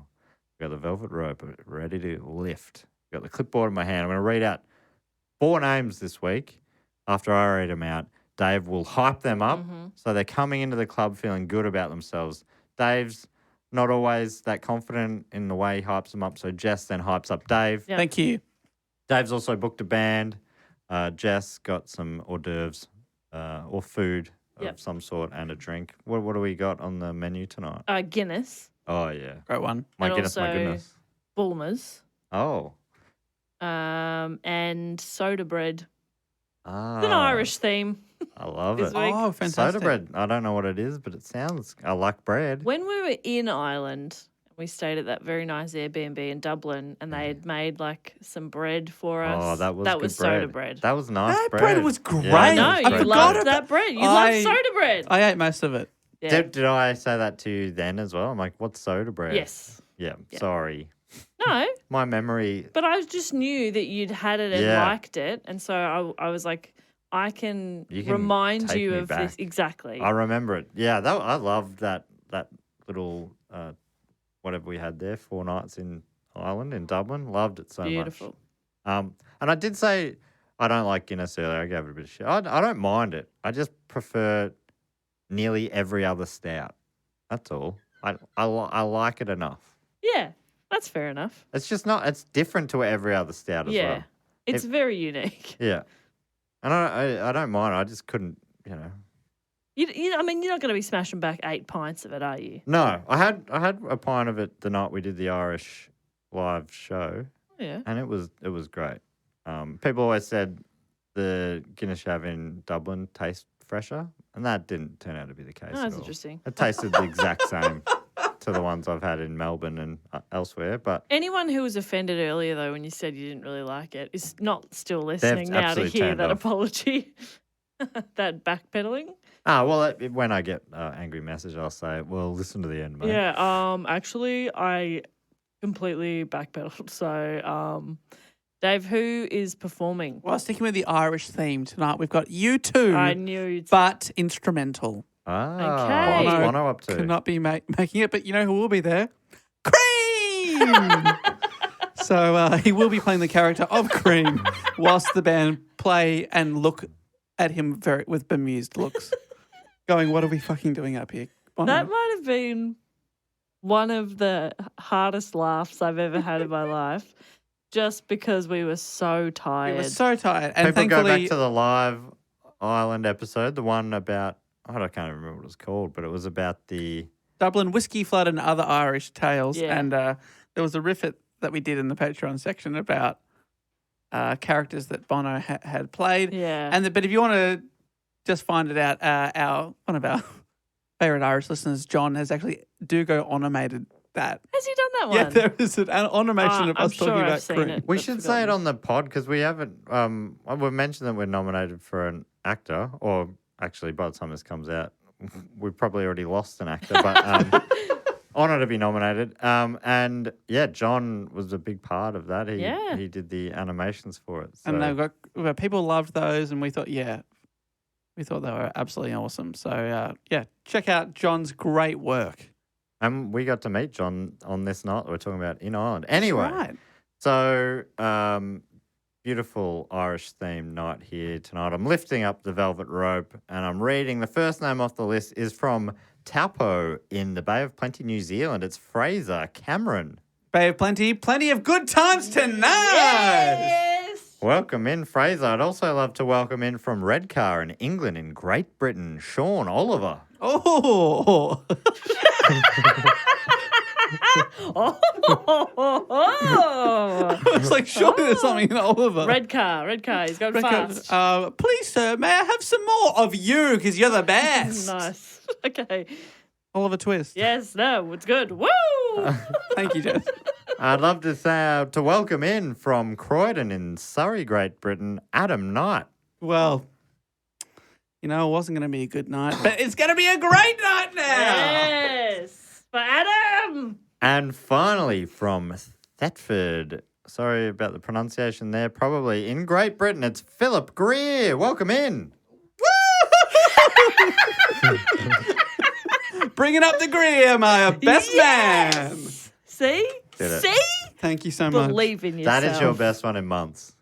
Bringing up the Greer. He was the last entrant. What do you mean? What about it wasn't going to be a good night, and now it is going to be a good night? What about that, Matt? Come on. No, I mean, that was also very... I'm not... That's how big of a compliment it is. Thank So you. that was your best one in Thank you months. so much. Is this the worst thing I do in my life? These 2 minutes a week? Yes. Yes. I don't know how I've accidentally painted myself into this corner. Please, sir, Well, can I have to have do it. some more of you? It's all good stuff. Also, very good stuff. Like, that's highbrow. Come on. Very good. That brings us to the end of the episode. What a fun, silly time we've had. It was, and thank you so much again to Cam and Alexei. All of the podcasts they do, you've heard them on. If you've never heard them before, you instantly know they're just really funny dudes. So funny. Honestly, my face hurt from laughing. Yeah, by the that time was they were finished. Really fun.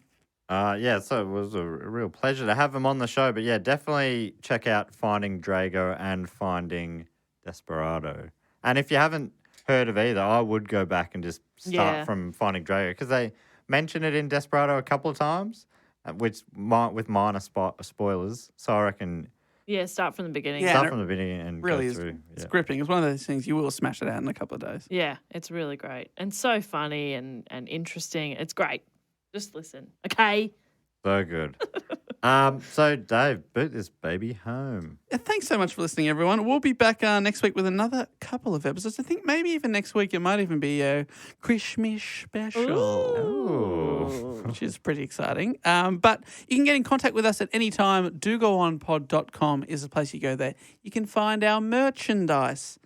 We are now sending back around all over the world. Anyone can get a T-shirt or a badge. I sent one to Brazil the other day. That's cool. That is cool. First one to Brazil. Pretty cool. Absolutely That's love that. sick. I love it. Anyone can suggest a topic via our website, dogoonpod.com, and that's where you also find our Patreon, as well as links to our Facebook, our Twitter, our Instagram. We've got a YouTube channel where you can actually vote up the Collarbone Heist episode if you want to give that a bit of love, because that's the one where people have cracked it at us. And, email us, dogoonpod@gmail.com. But, thanks again for listening. And until next week, I will say thank you and goodbye. Later. Bye.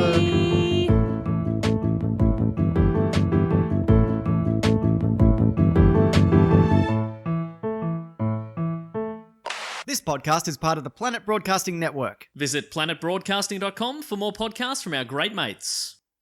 I mean, if you want. It's up to you.